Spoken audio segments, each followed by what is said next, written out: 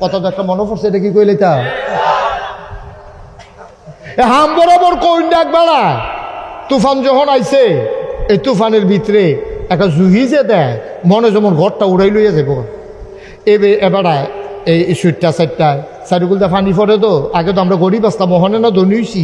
এই কেউ গিয়া বাসন ধরছে, কেউ গিয়া ফেলা ধরছে, কেউ গিয়া তোর বদনাটা ধরছে, ফানি ফরতে আছে।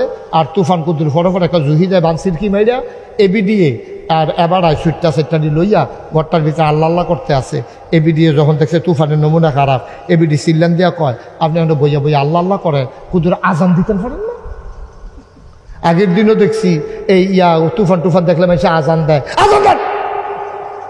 তা এবারে ঘরের কোনাত গিয়ে আজান দিছে আল্লাহ আকবার আল্লাহ আকবার। তুফান আরো বাড়ছে। এবি দিয়ে সিল্লান দিয়া কয় যেই বেনামাজি আল্লাহ শিখতে গেছে কেন আজান হইল না। জীবনে নামাজ রোজার লোকে দেখা নাই ভাই দিদি আজান দিলে কি লাভ হইব। আল্লাহ সাথে সেতুরটা গেছে আল্লাহকে তো জুহিটা বাড়াই দিছে।